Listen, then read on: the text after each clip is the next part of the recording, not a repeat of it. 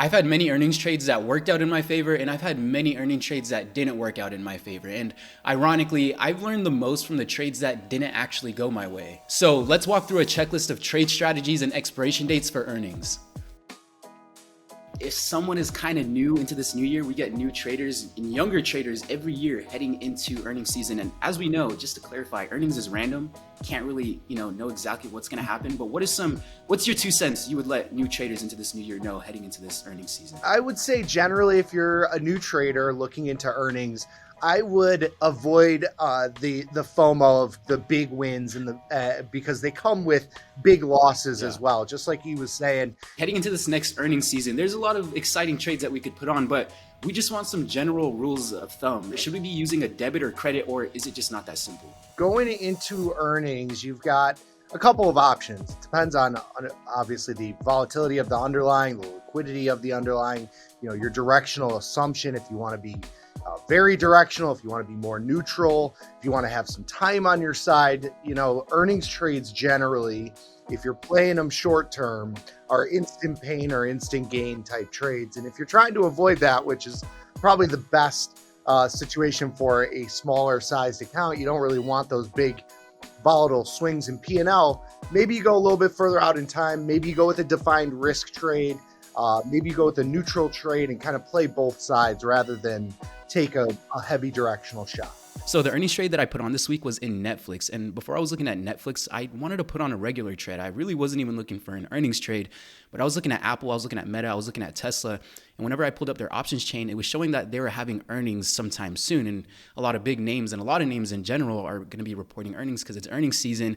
And that posed me a problem because option prices are getting more expensive as it leads up to that binary event because people are buying options to speculate. So I was thinking to myself, well, if I sell an option and collect a credit, maybe the value of these options are going to be going up. So I don't know if that's going to be the best thing to do. So I chose to just go with Netflix. So how do you go about that whenever you see that there's earnings in a week or two and you want to put a trade on? Do you wait? Do you put it on anyways, or do you wait to put on the earnings trade? What do you kind of do?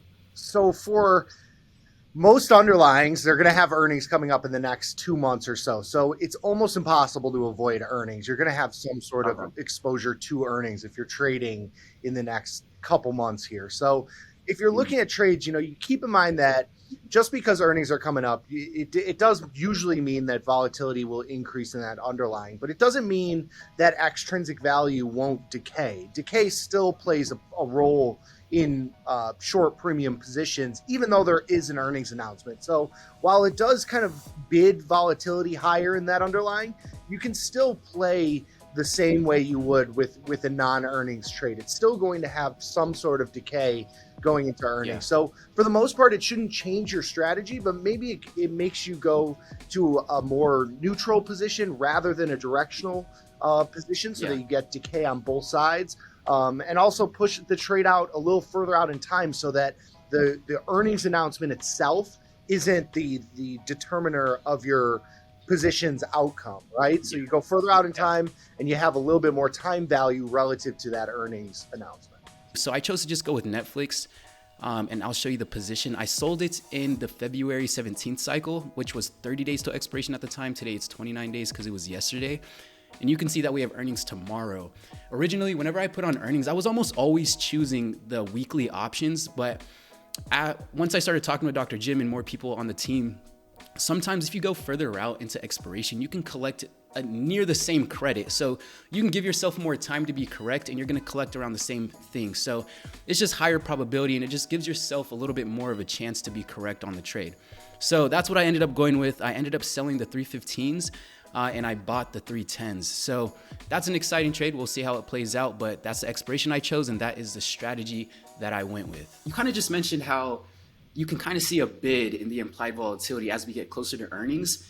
That sounds a little scary if I'm someone selling options. It's like, am I going to get in too soon and burn myself a little bit, or do I look at a debit here depending on what the implied volatility is? How do you go about that? You kind of just, what is the probabilities giving me? What's the credit I'm taking in? Although implied volatility can increase a little bit, or are you going debit? You certainly can. So any spread trade that you put on, whether it be a credit spread or a debit spread, it's really going to dull the effects of volatility, right? You're going to have minimal exposure to the Greeks. So that's one way to kind of avoid or at least mitigate some of the change in volatility that you'll likely see going into earnings. So the other way you could do that is by doing a debit sort of trade. You can look into calendar spreads or diagonal spreads that take in advantage of implied volatility in the short term while buying implied volatility in the long term, so that you have kind of that sort of vol mitigation there going into earnings.